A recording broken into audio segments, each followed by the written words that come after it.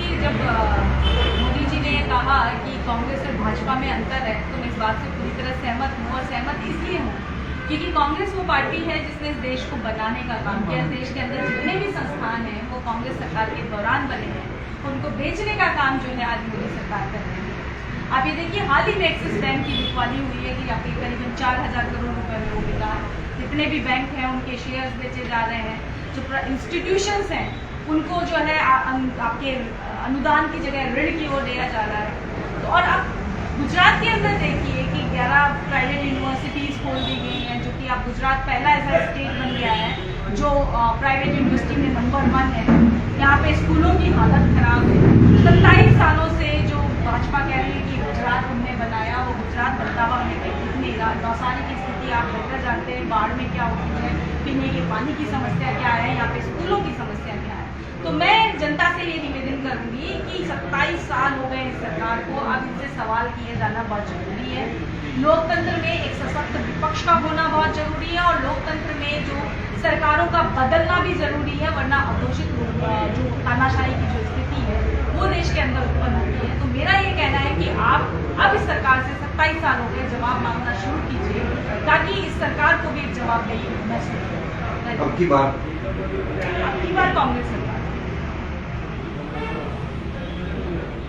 सीटों के साथ हम पूर्ण बहुमत के साथ जो है कांग्रेस की सरकार यहाँ बनाएंगे। और मुझे पूरा यकीन, आप देखिए सौराष्ट्र में भाजपा की जो रैलियां हैं वो खाली जा रही है, सब दिखा रहे हैं।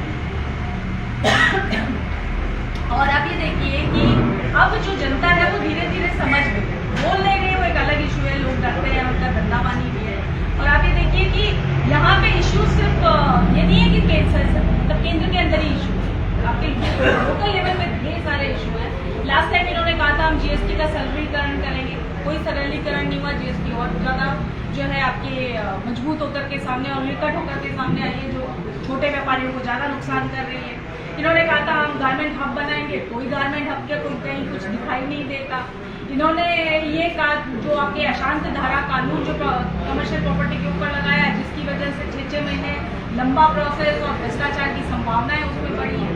आपका कोई कॉलेज यूनिवर्सिटी से एरिया में नहीं खोला सरकार ने, बल्कि जो पुरानी यूनिवर्सिटी में कांग्रेस के जमाने में 200 करोड़ एकड़ जमीन दी गई थी, उसमें से 20 एकड़ बेचने का काम ये सरकार कर रही है। तो आप ये जान लीजिए कि ये सरकार जो है वो पूरी तरह से फेल है। ये जो गुजरात का मॉडल है उस दिन ही भरभरा के गिर गया था, जिस दिन की आपका मोराबी का पुल भरभरा के गिरा था। तो मैं ये कहूँगी वो पुल नहीं गया था, बल्कि वो गुजरात का जो इन्होंने हवा बनाया हुआ है मॉडल का, वो गिरा था। उस मामले में भी आप देख लीजिए इन्होंने कुछ नहीं किया, इतने सैकड़ों लोग मारे गए। एक ऐसी कंपनी को उन्होंने मोरबी पुल बनाने का ठेका दिया था जहाँ जो घड़ियाँ बनाती हैं। और आप ये देखिए, ये बताया जा रहा है कि करीबन 2 करोड़ रुपया जो है ठीक करने के लिए दिया गया था, जिसमें से 95% खर्च ही नहीं हुआ।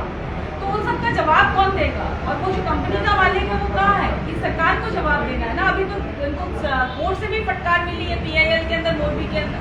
तो जब कलकत्ता में, बंगाल में